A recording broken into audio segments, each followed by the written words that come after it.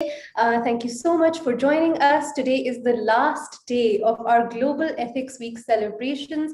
The entirety of ACCA Global celebrates Global Ethics Day and Global Ethics Week, and just the entire month of October with a lot of zeal. And it's really, it's a time of excitement for us, honestly. We get to experiment, we get to bring you a lot of content and a lot of knowledge that we can gather from all of our resources. And that's very exciting for us.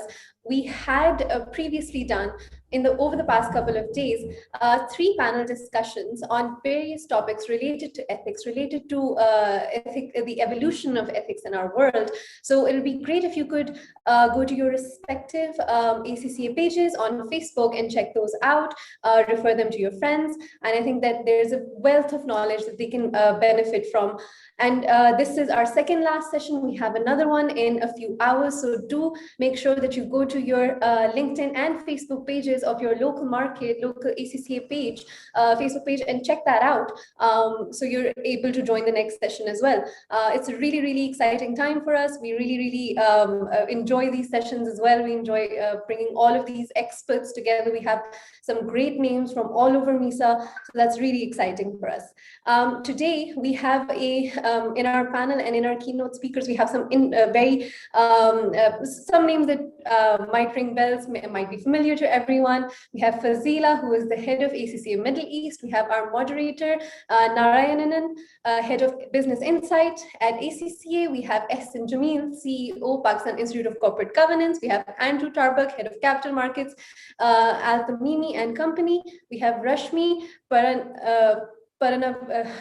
apologies. Paranavitani, Director, CFA Society Sri Lanka, and who's also manages Tax Inc. And we have Tasfiya Tasfin, CEO of Marco Polo AI. So without further ado, I'll hand over to Fazila for her keynote address. I always love listening to Fazila as well. So over to you now. Thank you so much, Aksa. Good afternoon, ladies and gentlemen. My name is Fazila Gopalani, and I'm the head of ACCA for the Middle East. So I would like to welcome you to day 3 of Global Ethics Week, hosted by ACCA in collaboration with our regional partners. Thank you very much for taking the time to join us for today's session, where our moderator and panelists will be discussing artificial intelligence and ethics. So the adoption of artificial intelligence is set to significantly increase over this decade. In doing so, it will increasingly touch all of our lives, whether as individual citizens, employees, or consumers. Accountancy and finance professionals have a key role to ensure this happens in an ethical manner that will yield equitably distributed, sustainable long-term benefits. Artificial intelligence is relevant to us because it is moving from the experimental stage to adoption at a scale over the decade of the 2020s. And in doing so, it will transform every aspect of our lives. Artificial intelligence presents considerations across all 3 of the environmental, social, and governance ESG dimensions. Managing the transition to mass adoption of AI in an ethical, responsible manner is essential if we are to derive sustainable long-term value from it. So today's session is going to highlight these responsibilities as they fall across the ESG spectrum. On the environment, for example, ESG data is highly unstructured and well suited for AI analysis. Accounting and finance professionals like you need to consider new AI solutions as part of your toolkit to challenge, say, greenwashing, which is where organizations make claims about operating sustainably without being able to substantiate it with data. AI adoption must consider the needs of all, especially the underrepresented and vulnerable in society. We must also highlight the need for effective governance mechanisms to achieve an ethical and sustainable adoption of AI. And where does this start? It starts with setting the right tone at the top and covers aspects ranging from oversight, delivery mechanisms, to the regulatory landscape and data governance. With that, I am going to leave you in the most capable hands of my colleague, who is going to speak to you about this, as well as moderate the session all the way from London, Narayanan. And he's going to be asking these experts and commentators across the Middle East and South Asia region their views on AI and ethics. From me, thank you so much for attending this session. Thank you to the moderator, and thank you to all the panelists. I hope you really enjoyed today's session.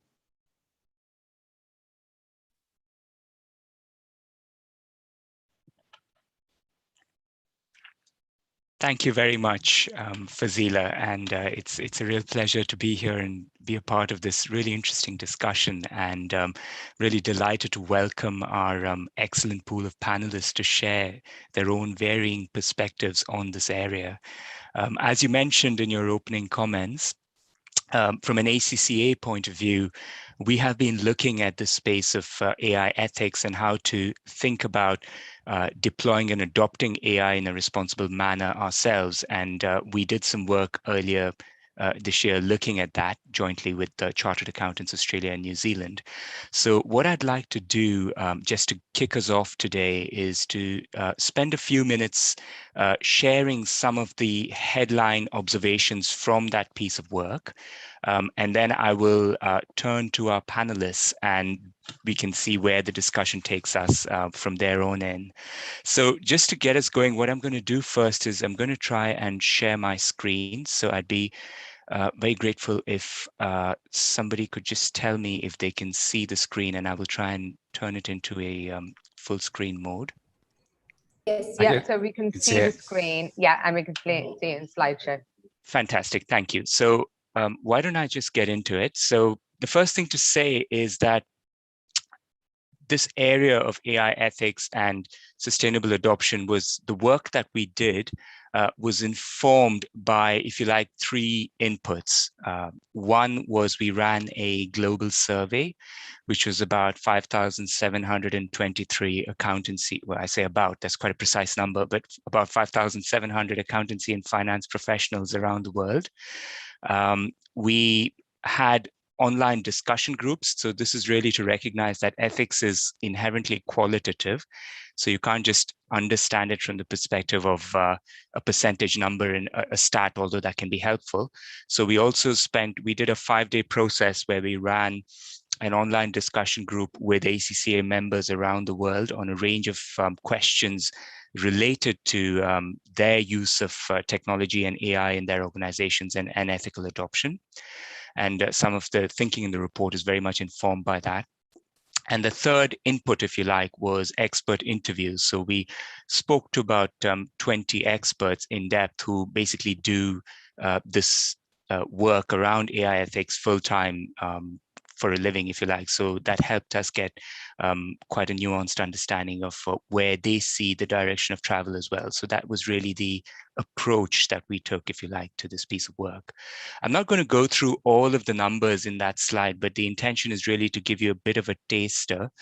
I think the key point which I would make, so on the left there, you can see is the numbers for the Middle East, and on the right are the corresponding numbers for the global sample.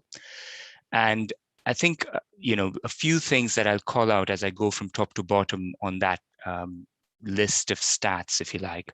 One of the things we wanted to start the work with was to just forget about AI and forget about technology and all that, and just say, where are we on ethics before we talk about AI ethics? And one of the things we wanted to understand there was what people thought about their own leaders in their organization. How much do they prioritize ethics? And the statement on the very top of the page there, as you can see, is, I agree that leaders in my organization prioritize ethics as much as profits. Now, depending on whether you're a glass half empty or glass half full kind of person, but you could say that more than half of people are saying that, yes, they do prioritize ethics, but equally you could say that 50 to 60 or even 2/3 is probably not anywhere near as high as we'd aspire to be. And I think from an ACCA perspective, we'd certainly take the view that, we believe that ethics has to be absolutely fundamental, and we will continue pushing this agenda very, very strongly with all of our stakeholders and all the things that we talk about. So I think there is still work to do, but it's an important question to ask and to understand. We then, as you look down the page, there are sort of three segments there. There's living with AI, using AI, and governing AI.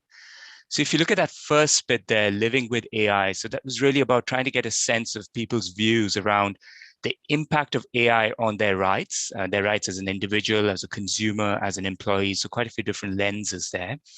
And I think, whether you look at the Middle East or you look at the global picture, the bottom line is, there's a certain tone of caution.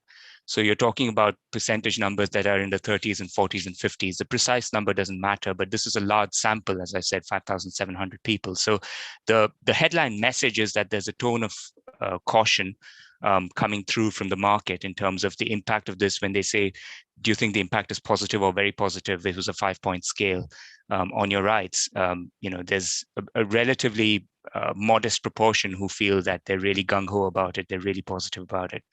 I think I would also draw attention to, on that living with AI, the last two stats on the right-hand column, which is the overall standard of society, of living in society, and the levels of inequality within society. And the main point I want to draw there is the trend line is very similar both for Middle East and global, which is that roughly about 2/3 are saying that they think that the impact of AI is positive or very positive on overall standard of living in society. So people are saying this is kind of a smart technology, it's good stuff, and it's probably going to add value. But the proportion of people who think that its impact is positive or very positive on levels of inequality is dramatically lower. It's almost half the proportion of the previous number. So what people seem to be saying is that, yes, it's going to add value, but there is, I think, concern that that value may not be evenly distributed, and there's a risk that this technology could exacerbate existing inequalities within society. And I think that's something, when we come on to the discussion around ethics, will be an important thing perhaps to consider as well. Moving down the page on the using AI, I think the numbers for Middle East and global are fairly comparable by and large. I think you're talking about just under 10% using it in areas like audit and assurance, which are quite specific to the profession, but also other types of uses of AI, about 1 in 5 for accountancy and finance tasks, like preparing financial statements, management reporting, and so forth. And I think there's a little bit of variation when you talk about the proportion who are using it outside of the function. I think it's worth saying, I mean, roughly, whichever way you look at it, I'd say you're looking at between 10 and 20% in terms of actual usage, though only about slightly less than half say they have a basic understanding of how an AI algorithm works. And I think that's quite an important statistic, because it's really important that stakeholders, particularly business, non-technology stakeholders, understand that when we're talking about AI and machine learning, we're talking about a cognitive technology. So unlike a normal software program where the human programmer would decide how the software behaves and the way it handles data will be exactly the same in perpetuity over time, in line with the way the human programmer set it up. With AI, there's a possibility for the machine to learn from the data, and that's a fundamentally different characteristic. And I think it's quite important that people understand that. And I think there's some work that needs to happen to drive that understanding further. I think on governing AI, the one thing which I will draw attention to is really the bit around the bottom of the page, which is these horizontal line of numbers for data quality and data confidentiality. So what that's showing is the data cycle. So when data comes into the organization, data collection, its use, secure storage, dissemination or spread of that data, and then the lawful destruction of that data. And the substantive point here is just ignoring the actual numbers there again. The trend line is the same for the Middle East and global, which is when you look at data quality, what you find is that the numbers are steadily decreasing. So for the Middle East, the area of biggest challenge, which is what the question is asking on data quality, the highest number is at the start, which is for data collection, 37%, and it steadily declines when you come down to lawful destruction. And that's the same trend line for global as well, just with a slightly different starting number of 44 going down to 9. And essentially what stakeholders seem to be telling us is that when it comes to data quality, the biggest area of challenge is at the front end when we're actually collecting the data. So in other words, if we get improvements there. And if we collect good quality data, we're much more likely to be able to manage the data quality essentially as we go down the data cycle in the organization. And when it comes to particularly the governance of data, that's quite an important consideration. However, on data confidentiality, which is on the last line of the page, it's a slightly different trend line, but again, a very similar trend line for both Middle East and global, which is if you look on the left for Middle East, the numbers go up from 18, 28, 45, peaking at secure storage for the Middle East. And then the area of biggest challenge for confidentiality then tapers off and comes down to 31 and 16. And then similarly on the global, it increases from 16, 23% as being the area for the use of data being of respondents saying that the use stage is when they have the biggest challenge on confidentiality, but peaking again for secure storage, and then again tapering off 26 and 17% for dissemination and lawful destruction. So this is more like, if you like, a bell curve, a normal distribution where it's steadily increasing to a peak and then tapering off after that. And what stakeholders seem to be saying there is, as long as I'm doing something with the data, so if I'm collecting it, I'm using it, I'm disseminating it, or I'm destroying it, it's relatively more straightforward for me to manage confidentiality issues. And it's often the biggest challenge is when I'm just putting it into storage somewhere and to a degree, perhaps forgetting about it. And it's a little bit harder to make sure that confidentiality is maintained. So again, these are some of the things that we think will become important considerations when managing issues around confidentiality and I guess ultimately around data governance come into play. So to just pull that all together in the context of the report that we did, some of the broad observations that came through in terms of the role of professional accountants in operationalizing ethical AI in their organizations. I think there were 9 things that we called out, and the details are available in the report. It's on the website, so please do feel free to look it up if you wish to understand it in a bit more detail. But fundamentally, setting the tone at the top on AI adoption, delivering sustainable. So the first one is about leadership. The second one, deliver sustainable value. So that's really about thinking about long-term value. So it's not just AI is a really cool thing. We need to get it in because it looks good for our marketing. We have to have a plan for it and a view of why we think it fits with our strategy. Exercising professional judgment. So you can have all the checklists in the world, but AI could create new scenarios that haven't been seen before. So you can't get away from needing to exercise your own judgment. That's going to be really critical.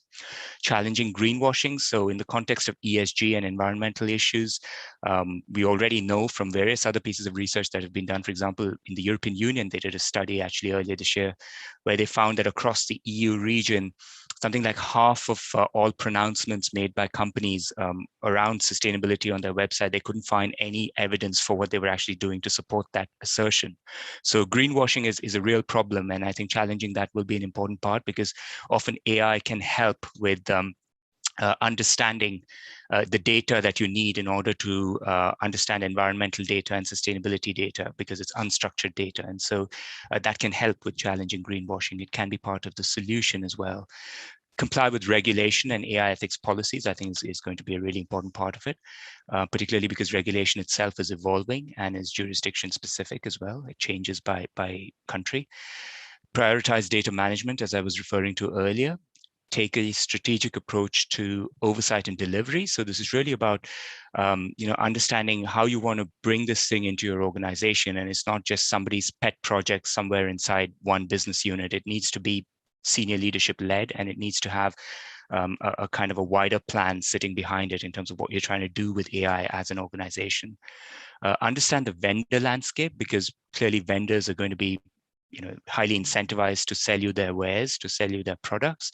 And they're going to be experts in the AI product that they're trying to sell you. So you need to understand that vendor landscape, and from a buyer perspective, if you like, how you need to deal with that and how you need to ask the right questions to understand fit for your own organization.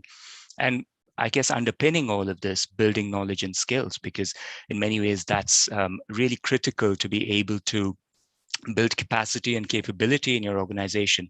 If you want to have responsible AI adoption, you need to have that basic baseline, if you like, of knowledge and skills to be able to engage with this in a reasonably informed, meaningful way. So I think, with that, I will take a pause on my initial comments and invite all of our panelists as well into the discussion at this point.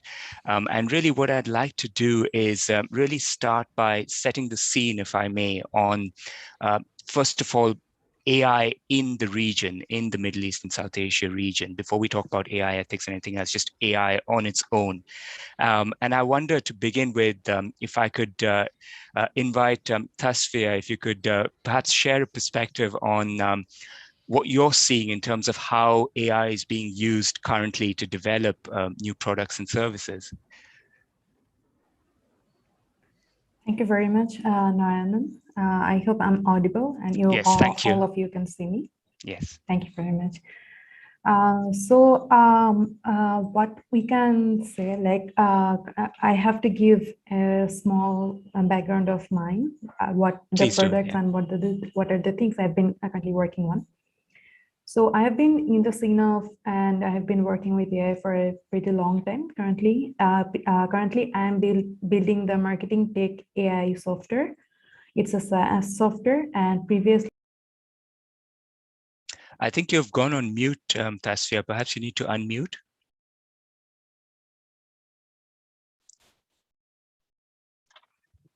Tasfia, can you hear me?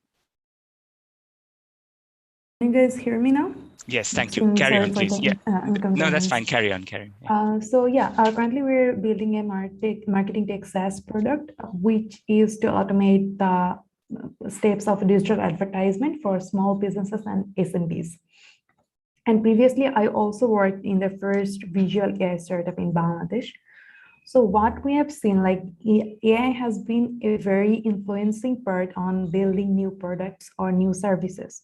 Because most of the part, what we have seen, mostly for the small businesses or SMEs who doesn't have that amount of budget, or who like in this region, there's like huge amount of population is very, very high. So there have been whenever you want to build something, if you want to build it based on the data. And that's where AI actually influences that very largely, and it also helps them to simplify the day-to-day life of most of the people currently who are living in that region. For example, I'll give an example of Bangladesh. In Bangladesh, like when I worked in the visual AI startup, so there we saw that there are 13 different vehicles running in the streets of Dhaka, the capital of Bangladesh. So you can imagine, like, there is no other second country which has this amount of variations of vehicles. So at the same time, it was too much hectic and too much tough for the traffic to be maintained with any software which is out of this country. So we had to develop that, and we had to develop a product which was which could simplify the road monitoring for the metropolitan police as well. So yeah, it mostly depends on the data and how you train your model to work towards what. Because currently, training an AI is kind of like teaching a child. So it's very, very much important, and it plays a very key role on developing new products. Thank you. Thank you, Tasfia. That's really interesting, actually. And quite a few, I mean, if I may, I just want to pick up on some of those things. It's really fascinating. So first of all, interestingly, your one of the customers is the public sector. So it's a public sector department. And did you find that you had to go through, was there a lot of interest, and were they able to engage and give you the support you needed to develop a product in line with what they were looking for? Was there enough understanding of what was going on in this space and what you needed as a vendor or a provider of the product? So I would say this is something like there is no straight answer to this question. So it was somewhat kind of we had to settle in the middle ground most of the cases, because it was relatively very new thing for everyone. We are trying to implement this. I personally went to traffic signals and setting up the cameras in the perfect direction so that it gets the all vehicles data properly. But they were very much helpful in those parts when we say them like, these are the problems we will be solving. But about that solution, how the process worked, some of them were very reluctant, because like, okay, you guys will be fetching data and then you'll be training that, and what are the like then we had to, the background, we had to sign some NDAs and stuff like that to make sure and to build those trust. And I think it's also important from a government's perspective in two ways, that legal, financials, and technical ways, they need to mature a bit more as well. Because currently it was something like we were trying to implement, because it is going to solve the problem, but still it was a process that was not known to everyone. Sure. Okay, brilliant. Thank you very much for that. If I can just move on to yourself, Essen, and I just wondered from your perspective, we talked a lot about leadership in the comments earlier, Essen, and I wondered your view on where you think the board currently is on AI awareness and being able to engage with this space. I think, like, honestly, most of the people, most of the time AI is overhyped. Right. Thank you. That's fair point. That's fair. If I can just request the other panelist, Essen, also to share his views on that, and then I'll come back to all of us from there on in. Essen, perhaps from you, thoughts on the board? You're on mute, Essen. All right. Am I now in better shape? Yeah. Okay. So by way of introduction, before I answer your question, so my name's Essen Jamil. I'm the CEO of the Pakistan Institute of Corporate Governance.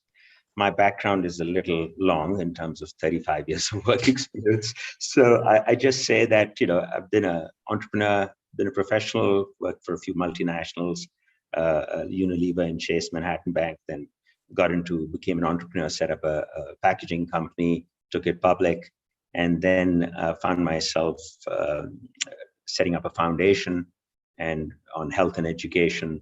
I did that for 7 years. And since then, I've been in the not-for-profit world. And my latest incarnation is governance in Pakistan, which is not without, you can never overemphasize its challenge. Having said that, I just wanted to, before I jump into your question, if you allow me to, because I'm not an accountant or a finance person per se, I just wanted to, given my journey, I wanted to make a short statement, if I may, before I answer your question. Please do, yeah. Yeah, so the word sustainable sort of struck me as being largely construed as having the same meanings as ethics now. And in the context of the world we have been living in the world after COVID-19, this matchup of sustainability being the ethics equivalence is more emphatic, with the greatest good for the greatest number of people sort of getting revisited. And I think artificial intelligence takes the whole question of balancing transparency and privacy to another level of criticality. The question that worries me most in that the use of any tool that enhances efficiency and is less visible to the unschooled, as most of us are, can grow unchecked. And the more powerful the tool like AI is, the larger its impact of unintended consequences on the one hand, and the opportunity to manipulate for gain at scale on the other. So given the current state of trust and ethics in the world, when I think about, the anti-vaxxers, I mean, there's so much mistrust and there's so much confusion around it. This racial prejudice that has come up under COVID, it's surfaced, it was always there, and sexism, and the list goes on, right? So will artificial intelligence actually amplify all of this and increase inequity and the concentration of power, in the hands of the few?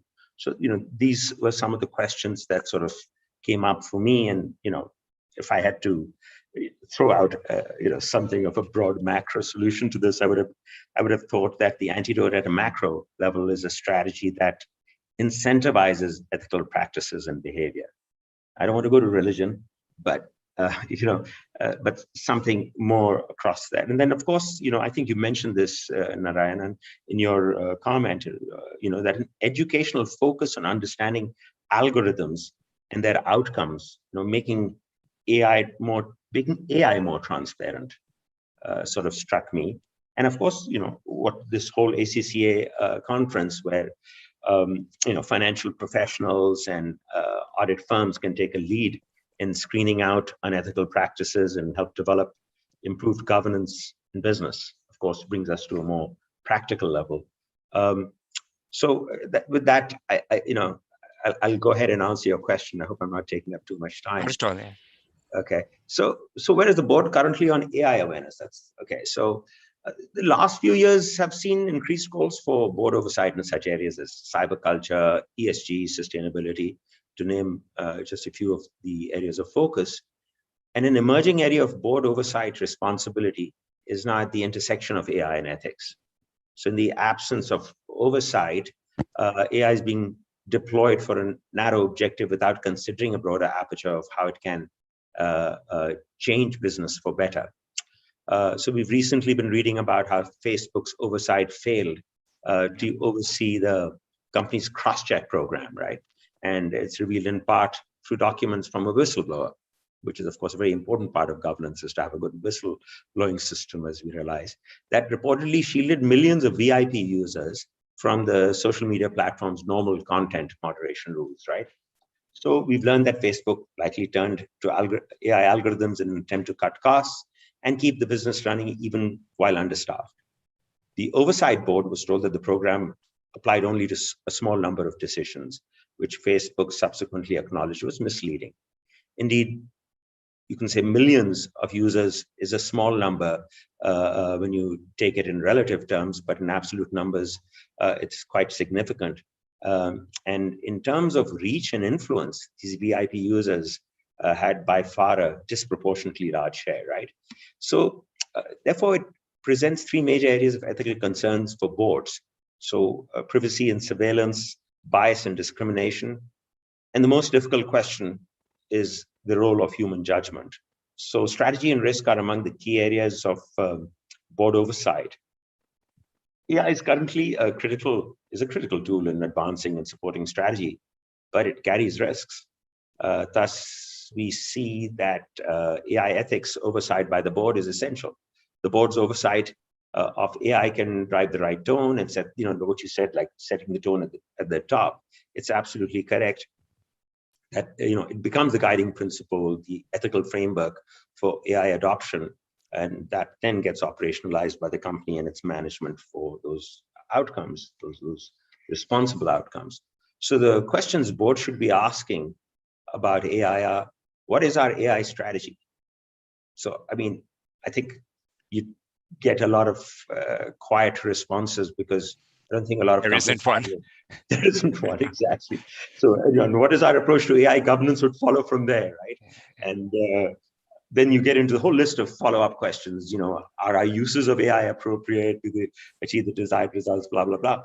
And ultimately, what are the unanticipated risks, including the ethical challenge? And I think, for me, the issue around ethical challenge really sort of takes the whole game apart, because we live in such a world where, like you were pointing out, 59% of your respondents said that they thought their bosses and were equally concerned about profit as well as ethics. So the other thing is, questions like, are we collaborating with our ecosystem of business partners, suppliers, customers, etc., as you have mentioned? And also, I think at the board level, what are the skill sets, right, that understand AI? If you don't have an understanding of it, and it's an interesting time for us at our institute, because we're revamping our whole directors training program and looking to put a lot of this stuff into it. So from technology to AI is quite a leap. But they, both ultimately have to take responsibility for their AI models. If they're using it, if it's supporting their business goals, without doing lasting harm.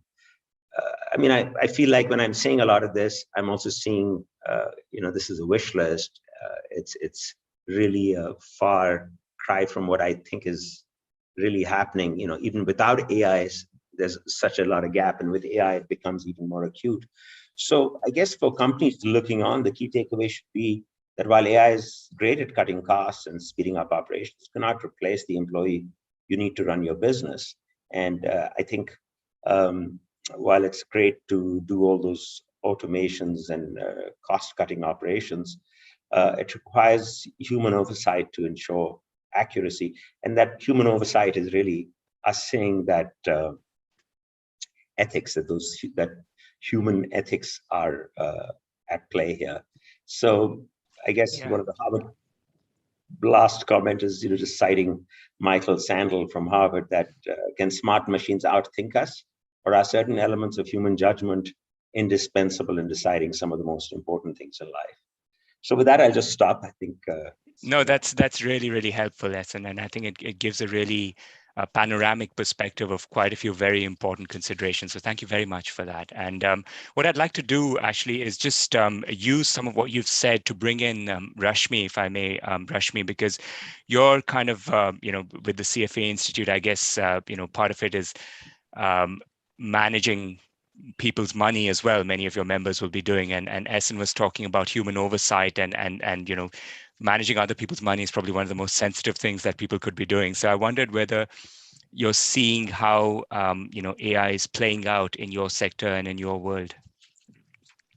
Hi, Naren. Again, Hi. Thanks. I hope you guys can hear me clearly. Yes, thank you.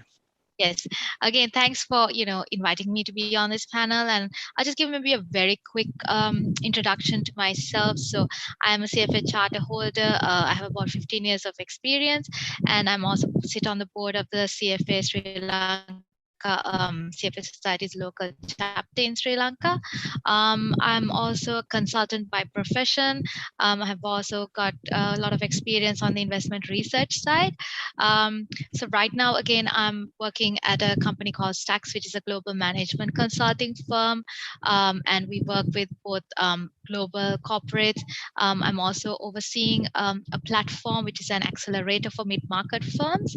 So which is a more not-for-profit initiative. So I have had experience working with different ecosystem players and looking at really how AI is going to impact some of, especially I think on the investment decision-making side.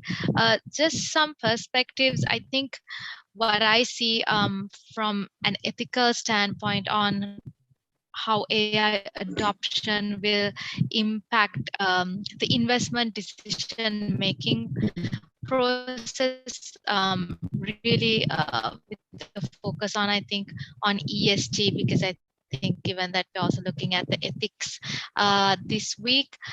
So when it comes to, I think, ESG investing, which has really now taken off in other parts of the world, we've really seen a lot of capital outflows going towards more ESG or socially responsible investments. And for instance, the European Commission has also set up a high-level expert group for sustainable finance. They've also set up a high-level group on AI, and they're in fact looking at investing about 20 billion euros per annum to capitalize on AI and the benefits it can provide. I really see two themes that I think can impact AI and the investment decision-making space or investments in itself. I think AI can be an investment theme in its own right. Whether you're looking at investing into companies or more ESG compliant companies, all these companies and sectors are going to be impacted by AI. And so when we're looking at investments, I think it's important going forward to really look at how these companies or the sectors that they operate in are going to be impacted by AI, whether they consciously invest in AI or whether they're just going to be disrupted by another new entrant that will come with a technologically driven solution. So this in itself, I think, will also raise a lot of risk factors.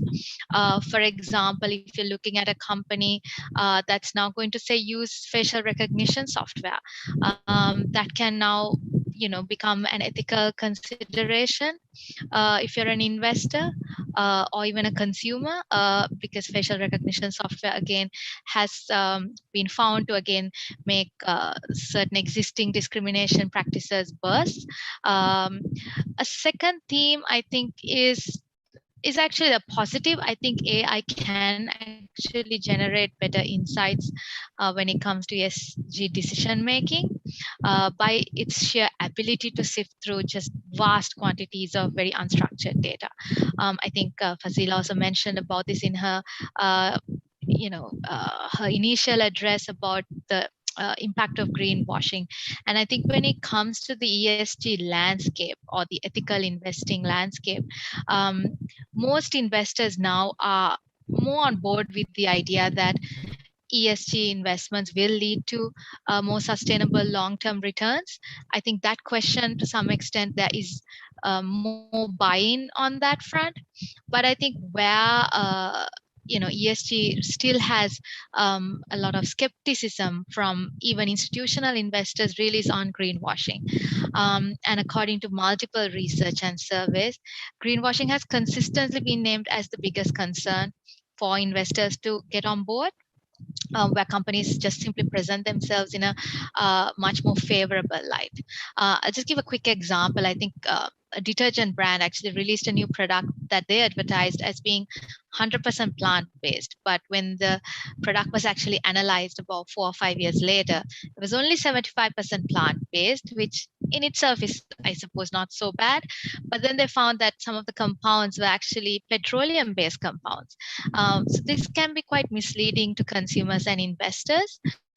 But I think this really is where AI can now play a bigger role, so that AI, what they found is that 90% of all the data in the world was generated in just the last 2 years. That's kind of the estimate, which is staggering when you think about it. So every day we are creating apparently about 2.5 quintillion bytes of data just every day. And with all of these ESG investments, with all of this unstructured data, I think is where AI can really make a difference.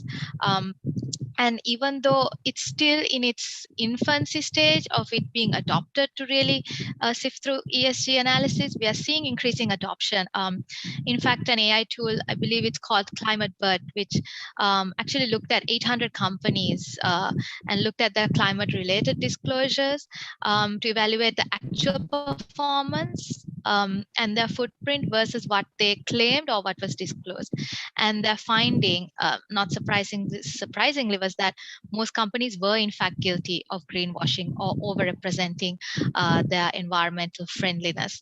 So I think by being able to just go through millions of data points in a very timely manner, and by measuring a lot of this data in real time, I think that AI can really aid the investment decision making process and enable investors and consumers to make more informed choices when it comes to where they spend their investments on. So just some thoughts, and I'll hand it back to you, Narayan.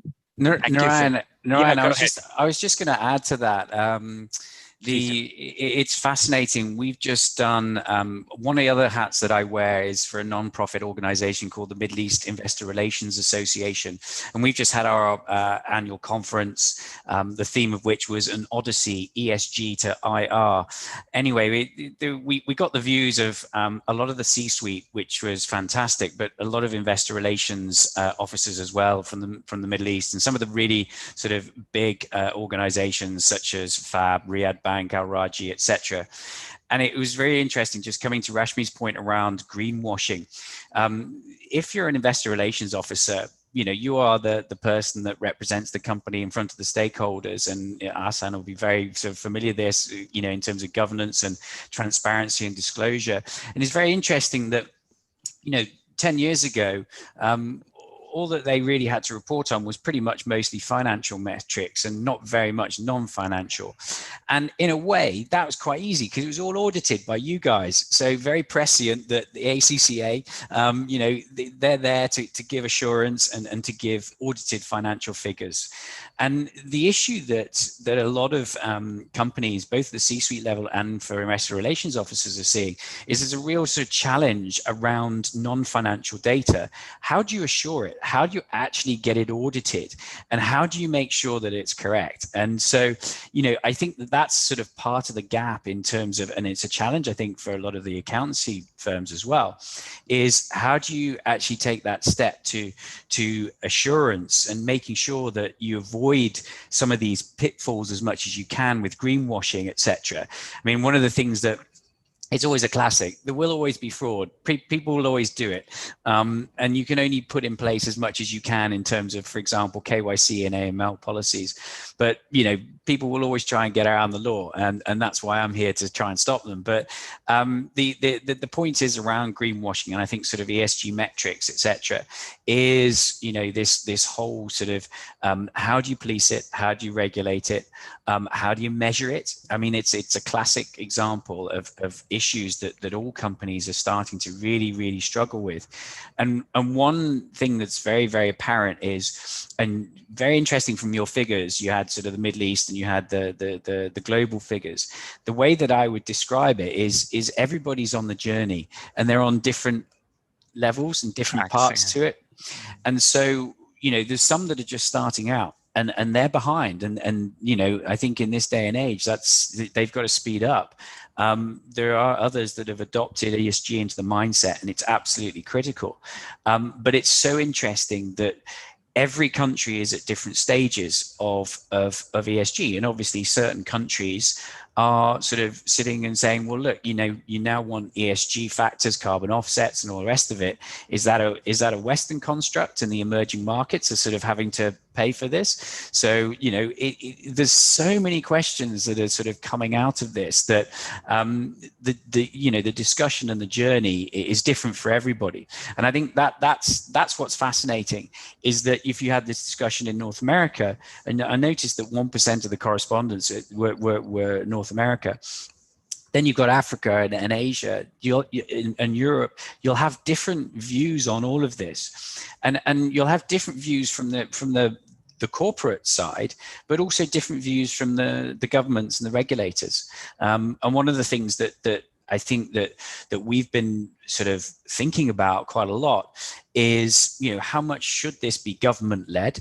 How much should ESG and AI adoption, etc., be either encouraged or mandated from at the government level, and then how much should be, just the investors and if you like, the market itself driving companies and corporate businesses to actually adopt ESG and AI as it impacts ESG reporting, etc. So one of the things that we talked about a lot was digitalization, and making sure that communications were digitalized, and it comes with all of the issues that Hassan was talking about in terms of cybersecurity and data privacy. And there is huge challenges around it, but it's one of those things that it's the only way forward, frankly. We have more and more data. We need AI to be involved in that, to actually come up with conclusions and at the end of the day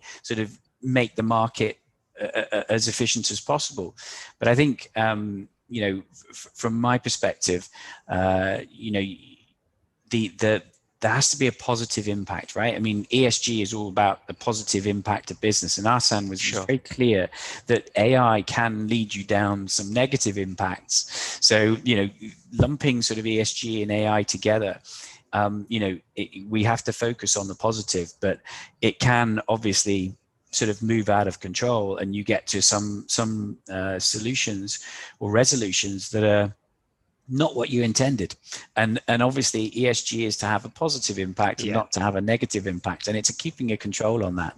Yeah, and I think some really important things in there, Andrew. There's quite a lot in there, but I think one of the things you talked about was, the the split of responsibility between government and, if you like, public and private sector, for example. And one of the things I'd like to explore a bit more actually with yourself is, and perhaps Tasfia, I might come to you as well, because you talked about SMEs using, your products, and also about working with government. So first of all to Andrew, and then after that to Tasfia. So the question to Andrew is really about where you're seeing the kind of regulatory landscape around AI, and where you think that is now and where you think it's going. And then Tasfia, after Andrew's finished, if you could share some thoughts on what you think from your perspective you want from government, really. What do you think government's role should be? I think that'd be interesting to hear about as well. But perhaps Andrew, if I can hand over to you for a second first.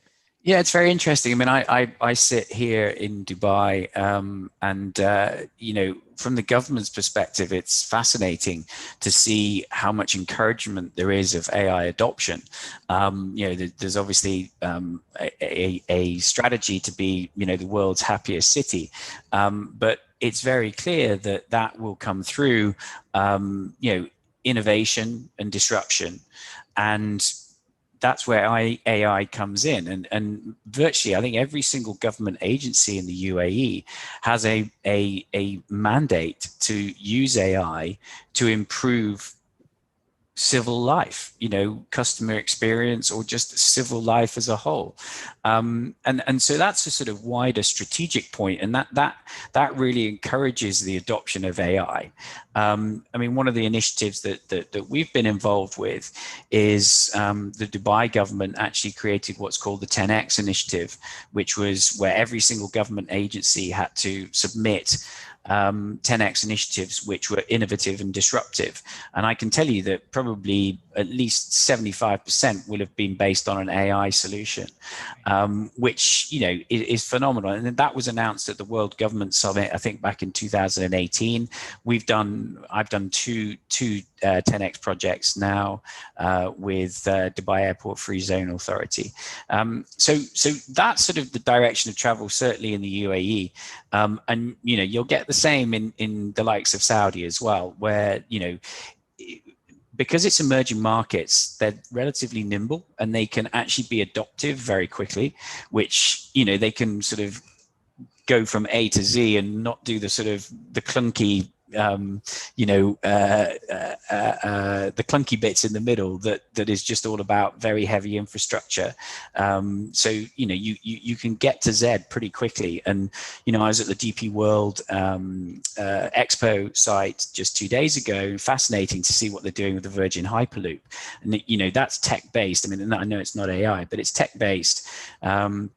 But also they've got a container terminal now, which is actually built. So it'll go live in 2022, which is a box park, which is basically, it looks like a kind of Ocado sort of stacking system it's fully automated and fully electronic. And it's just to basically stack and sort containers. It's just okay. Phenomenal. It's absolutely amazing. So basically, it's tech based. A lot of activity clearly in the region around government support. And I wonder, thank you, Andrew. I wonder, Tasfia, from your perspective, I mean, I suppose, when you think about regulation and you think about ethics, regulation and being lawful is, if you like, the basic level, the baseline. And then ethics is to a degree the level above that. So in other words, you could follow the law and you could be lawful in what you do, but you might not always be ethical despite that. So, there are those two levels, if you like. And I'm talking for the moment about the basic level, first of all, the regulatory level and the legal level, compliance level. And, where do you see, in terms of AI kind of compliance and requirements? Do you think that governments are providing what you need, or do you need more direction of?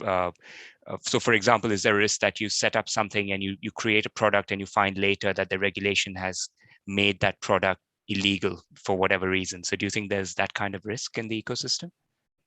Definitely, there are similar risks there. But what I feel we genuinely need is someone to bridge. We need government need to more focus on in the bridge area. Someone who is going to be able to bridge with the companies who are making AI products, or the engineers, or the latest talents, or the local talents who have been working relentlessly. And most of the people who work with AI, most of them, they're like interested to do something different. or like they want to explore the new things. So they're working with the cutting edge technologies. So they're the newcomers.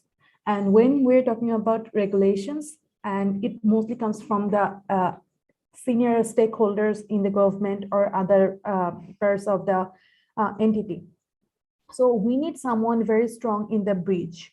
So he would understand what the stakeholders and what the necessity is, and he can direct the young engineers, developers, or companies in that direction. Like, okay, so these are the things we need to focus on. These are kind of things that's going to have the bigger impact, because the people in the stakeholder are like the senior people who are in the decision-making position. They have that vision, like, okay, these are the things that gonna have the bigger impact on the country or like as a whole. So I think government need to create a more strong mediator or like a bridge people, and also government need to educate them as well. So far, there's gonna be what I have seen, like there's been a huge like complaint. The people who have been building the products, they have been complaining about government's rules and regulations, and it's been changing, and like they're not knowing like how the things work. And then at the same time, most of the time government thinks most of the products as a threat. But we need to create a proper ecosystem, like a person with a proper vision, a person who also knows about what's going in the field. So yeah, that's really good. Thank you, Tasya. There's some really important points in there actually, because we can talk about AI ethics in conceptual terms, but to actually make it happen in a society, you have a few different stakeholders who have a very strong vested interest in making sure that they're not harmed and that the right benefits are achieved. For example, you've got the government, you've got citizens, and you've got people who are actually creating the products, and all three of these people will have slightly different perspectives, and being able to bridge all of that is going to be really important. I mean, I'm reminded of an example in Canada. So the Canadian government has now mandated what they call an algorithmic impact assessment. So essentially, if you want to use AI for public services and to procure for the government, they have, it's basically like I think it's a 45 questions set of questionnaire type thing, and they have a process through which they take vendors through that algorithmic impact assessment to see whether it's meeting certain ethical norms and public service considerations. So I think there are some clearly some very important factors here in terms of bridging, as you were mentioning, Tasfia, between different stakeholders in the marketplace. Narayan, please. Do you mind if I stop you? I literally have a hard stop at 3, so I've got to disappear, unfortunately. No problem. And it's always difficult because it's such a huge discussion and there's so much ground to cover. I guess just sort of my wrap up is I just love this word stewardship, and I think ESG is very, very important to think about stewardship and then AI and how that sort of moves into the ESG sort of space. But one of the things that I would just, I always encourage everybody is it's sort of, everybody is in different stages of the journey, but I think it's just the commitment to the transmission. Even if you're starting now, be committed and then get on the journey. So anyway, yes. I'll leave you and the members and the panelists. Thank you very much to the panelists as well. It's very, very esteemed panel and great to join the panel with you. Apologies, I have to leave. Thank you very much, though, Andrew. It was great having you here. Thank you. Bye-bye. So I, just to build on what Andrew was saying there, and Tasfia as well before that, actually, Essen, there's some things that sort of occurred to me as they were speaking, which is when you're thinking about the role of bridging and the role of different stakeholders in the ecosystem. It seems to me that one of the things which is perhaps a more bigger picture board type consideration is the space of, for example, values. So I don't expect that the board would get into the ins and outs of how the AI works or how the AI needs to work specifically. But they will have a view, for example, on things like what are my organization's values and what do I stand for as an organization? What am I known for as an organization? And is this going to take me down a track which, embarrasses our organization's values in any way? Or is it going to create a scenario where we have a reputation risk, because the reputation aspect is probably more of a board level consideration. So as we think, and we've sort of, I suppose, transitioned into not just AI itself, but also the AI ethics aspect as we would. When you think about sort of things like reputation, softer things basically, which are not directly, about numbers in a very direct way, do you think that there are lessons to be, learned from other aspects? You mentioned in your initial comments, I noticed, and you were talking about cyber very briefly, and I wondered when boards are starting to think about cyber risk and about cyber culture in their organization, are there similar things, that also has a reputational angle? It's also quite, that it's very technical in terms of the detail, but again, the board is not expected to understand the ins and outs.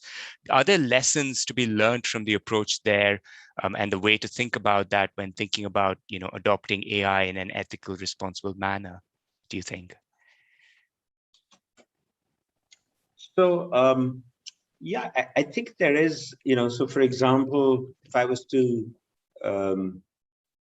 think about what you said is right, which is that the board, of course, looks at things from a values lens to, sort of screen for risks, reputational risk being one and business risks being other, and they're interlinked, of course.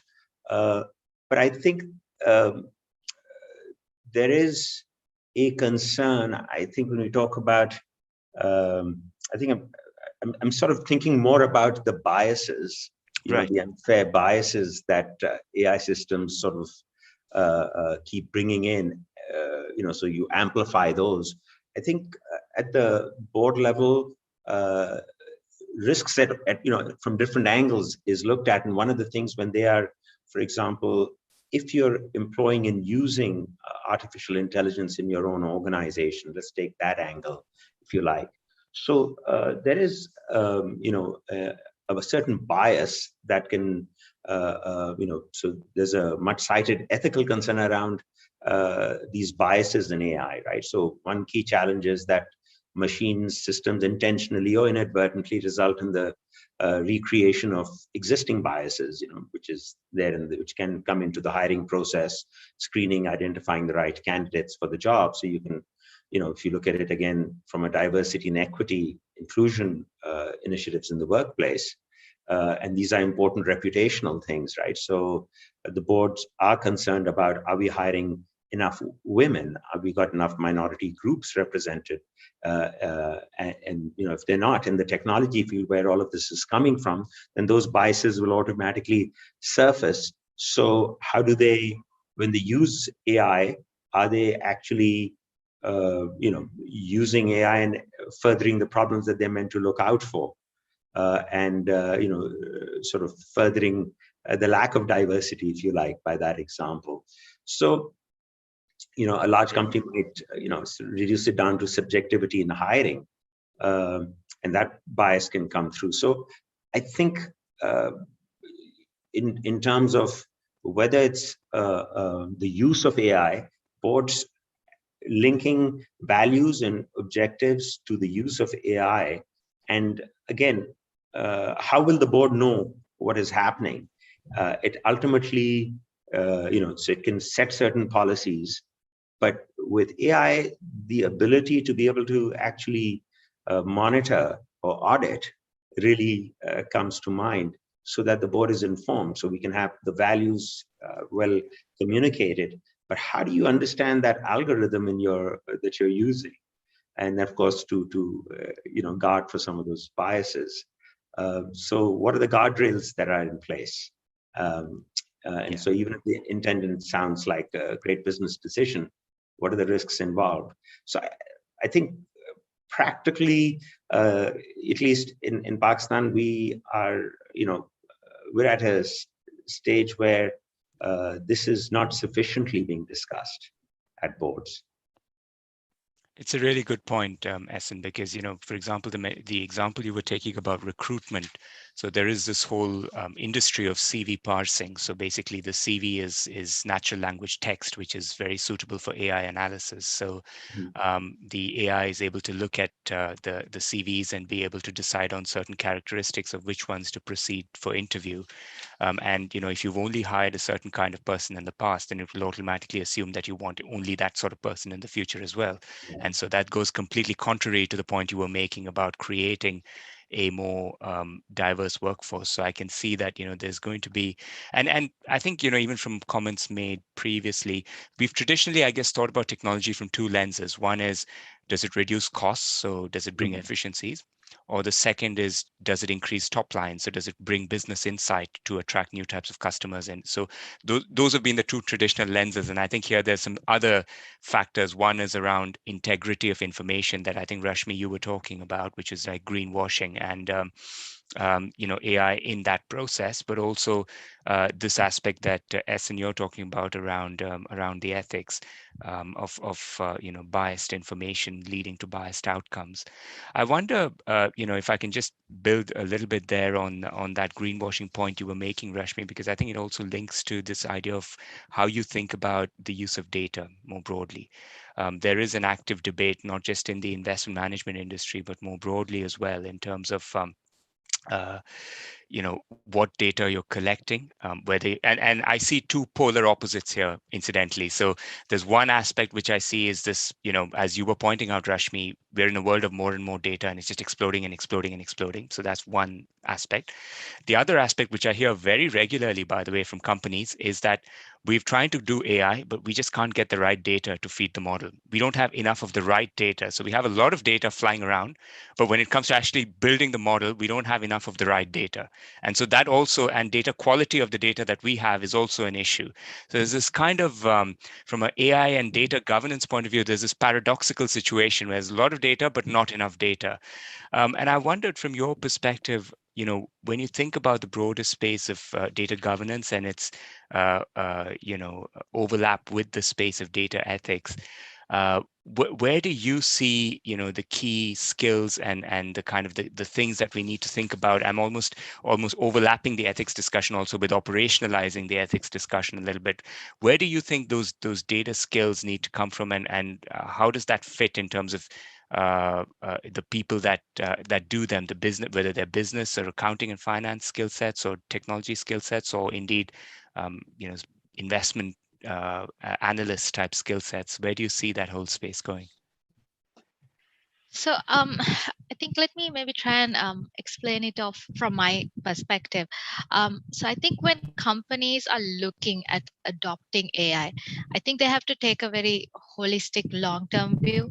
I think most of the time, the mistakes that companies often make, and this is well published, in a lot of research as well, is that they look at it as a very plug and play, incremental benefits kind of approach, which I think is not really what it's meant for. If you look at the companies that have in fact really successfully used AI, they have used it in a very transformational context. They're not just looking at how can I make my costs maybe 10 times less or my overhead costs. They're not looking at it that way. They're really bringing it back into what is the problem that I'm trying to solve, right? Because I think you have to really look at, if it's meant to be a transformational technology, you have to look at, okay, what is the consumer need that I'm trying to solve from this at a higher level, at the highest level? What is the purpose that my company exists for? And then I think you have to look at how can then AI become an enabler for that, right? As opposed to thinking that, so in again, technology is just an enabler, right? I don't think we can just pass over, the governance or whatever that we are supposed to do to the technology. I think we have to be the curators of how that technology gets used. And so I think it really has to start from that viewpoint. And then I think a lot of the other things will then, whether you're a technology driven company like a Netflix, which for them, I think, AI, etc., is quite central to their business model. But then there are also other companies in maybe more traditional sectors that haven't really still even used AI or technology in such a transformational way. They can still start that journey, I think, by really looking at, like you correctly said, um, I think one of the most introductory ways they can start their journey is really by looking at what data am I collecting, how reliable is that data, is that data being collected in real time, and really start making investments that then they can really start leveraging on, so that it's really not an overnight solution. So I think that's one approach they can take. So one example that I really came across was Siemens.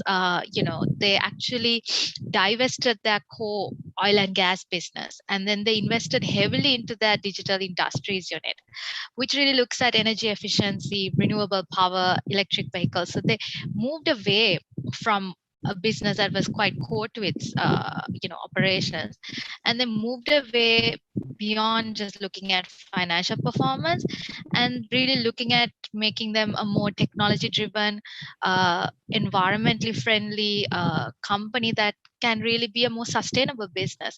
And they are investing into, obviously they're taking big bets on Internet of Things, etc.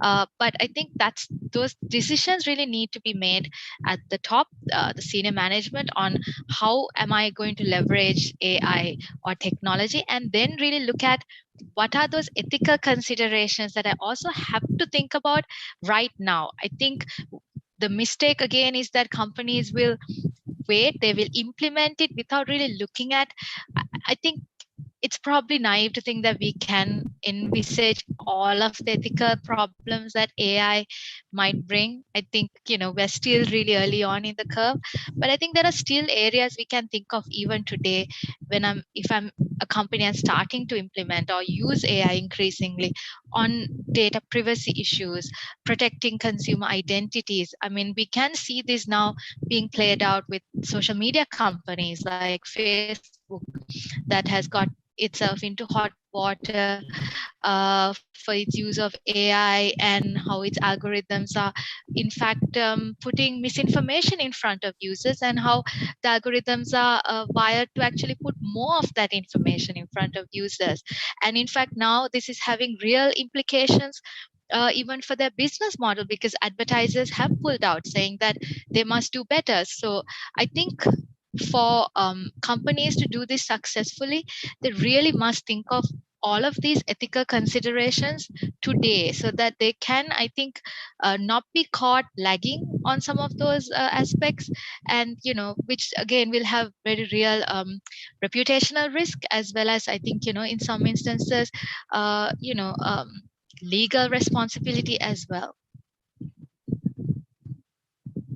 Thank you for that, Rashmi. I think some really fantastic points there, Ashley. And I really, one thing that resonated for me there was this notion of transformation, because, to really think about this properly, and it ties into what Essen was saying in a way, because, when you're talking about transformation, you're talking about who you are, and you're talking about your values as a result of that as well. I mean, the Siemens example, I think, really demonstrates how you can pivot many ways what you stand for as an organization, and how you want to be reorienting your priorities and your values. So actually, that's a really important point, I think, in terms of ethics and the kind of, in many ways, one might argue the reputation risk is perhaps the biggest thing over and above the risk of actually getting it wrong.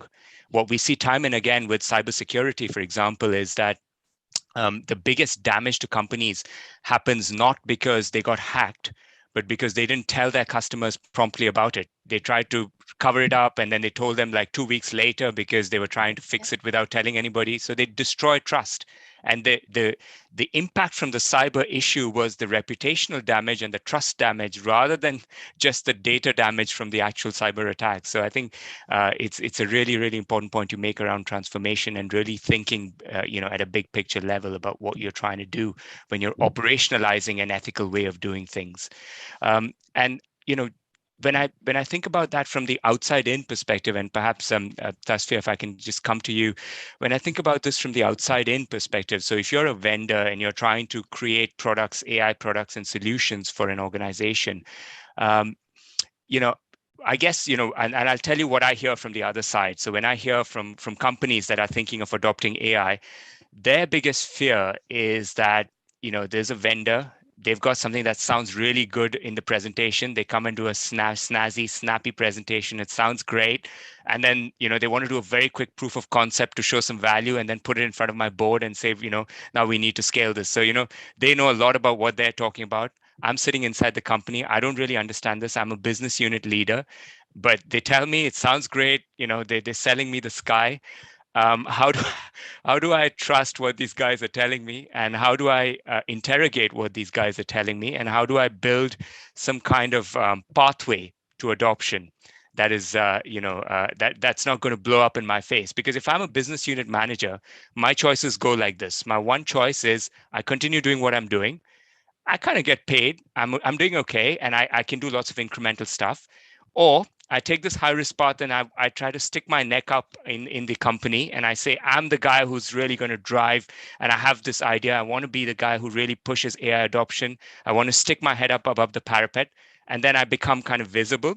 And then I bring this vendor in and the whole thing blows up, and so does my career along with it. So, the question in terms of ethical adoption and operationalizing it is, to you, Tasfia, is how do you, build the kind of cultural factors, the behavioral factors, and also the trust factor to make sure that you're giving, a potential client of yours, comfort that this process is going to be done in a way that's responsible and that they can make that case internally as well. Do you come across that, and how do you deal with it? Thank you very much. Thank you very much for your question. So there is three things that I assume worked perfectly previously. Is like one thing is number one, it's POC. Right. Before jumping into anything big, please do POC before with your vendor or any person who you will be giving the work order to. So you need to do the proof of concept first, and at the same time you need to do some due diligence. If you're a business personnel, like how you definitely need to interact with their previous customers, like what they're whether they are actually their customers, and their previous customers are gonna be able to give you the perfect feedback. But in our culture, and mostly we don't wanna say the negative things. That's human nature, but still I think that's kind of like art if you're a manager to find out or like to extract the actual feedback. And what worked for me is like asking questions. Like you need to have the correct set of questions that you need to ask their previous customers. So if you then you will also get the idea of like, okay, they have been doing similar kind of things, who have been doing whether they have been accountable or not. And thirdly, and I think that's the most important thing, it's like simple rule that has been always there. It's like the answer is always in the details. Yeah. So when they're also doing the POC and you are running the due diligence, when they're going through the proposals and you are going through their reports and like what the service they're offering, even when they have done the POC perfectly, you need to see the details of their product as well. And at the same time, you need to understand as a manager, you need to have at least some basic grasp of especially the data or like the process they are working. So that as you are giving the work order to them, or it is your product, or you are the person who is seeking the solution. So you need to have your stand there strongly as well. Keep the documentations properly, follow the formats. And finally, I think these are the precautions you can take before jumping with any kind of vendors. Yeah, no, thanks, Tasfia. I mean, some of these things often it's not a question of it being rocket science, but there's some very important things that you've mentioned there nevertheless. And one of the things you mentioned there, for example, around documentation comes up quite a lot. And it's a really important point because one of the things that you need to make AI work often is cross-functional teams. So you'll have some people who have a very deep understanding. You'll have some people who don't have as good an understanding. And there needs to be a common place where they can all have a common understanding of what the product is doing and what it's there to do. And really clear documentation also, because even outside of AI, I think all of us have come across situations where somebody set up something in the company and then they left, and then nobody knows how that system works or how that particular script that they developed. And also, when the manager changes, it affects the whole project and also the vendor's reputation as well. Yeah, and these are all really important, practical, simple things. I mean, when you talk about ethical principles and fundamental principles, we often focus on integrity, but there's another very, very important one, which is professional competence and due care. So there's a duty of care towards your stakeholders, and that's actually an ethical principle. And a lot of what you're talking about actually speaks to that and being able to deliver on that in a meaningful way. So thank you very much for that. I'm conscious of time. I think we've just about Narayana, and thank you very much. It's been a wonderful session. It was lovely meeting you guys. Just bear with me one second. Bear with me 1 second, Tasvi. I just want to check. Do you need to leave? I just want to check if there are any questions from the audience as well, if I may. I just had a hard deadline. I'm extremely sorry, but I'll have no to problem. take your leave. No problem at all. And thank you very much, guys. And I have shared my LinkedIn profile here. You can get connected, or if you have any other questions or curated towards me, or like, we are happy to chat. Thank you. Fantastic. Thank you so much. Thank you very much, guys. Thank you so much, Tasfiya, for taking time out in your day to join us, and we'll let you go now. It was very insightful, the things that you shared. And thank you to the rest of our panel as well. And Narayanan, you were able to carry the conversation so well. I mean, I was so interested, and I have a lot of questions of my own, but you know, in the interest of time, I think we'd have to let them go.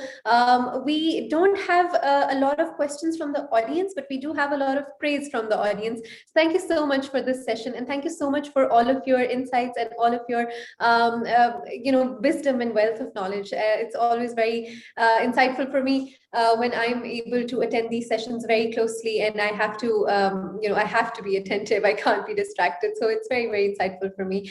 So thank you so much for taking time out in your day. I understand that some people in this panel were on leave as well, and they still took time and joined us. Thank you so much. Our members really enjoyed that conversation. I would just like to, before I conclude, thank our partners. We had CFA Society Bangladesh, CFA Society Pakistan, CFA Society Sri Lanka, Habib Bank Limited, ICMAP, ICMA Pakistan, Pakistan Business Council, Pakistan Institute of Corporate Governance, Pakistan Stock Exchange, Pearl Initiative, Sri Lanka Institute of Directors, who have partnered with us, not just for this session, but for all of them. And it's been an amazing partnership, and we loved having their own people represent us as well. So thank you so much for joining us. We have one more session left. So if anyone has anything to share, anything to ask, please do join us in that session. That's going to be in an hour and a half. So we'll see you there. Fantastic. Thank you. Thank you, very much. And you know, and thank you, leave you Rashmi. with the hopeful idea that for the millennials, it's got to be ethics, because that's survival for them. The planet's in trouble. So yeah. I think we're in good hands. Indeed. And I just echo. Thank you, Rashmi. I just want to thank Essen and Rashmi in particular for all of your comments, as well as our other panelists, Andrew and Tasfiya. Thank you very much for a fantastic discussion. Really enjoyed it. And thank you, Aksa, as well. And thanks, guys. Great working with you all. Take care. Bye-bye. Bye-bye.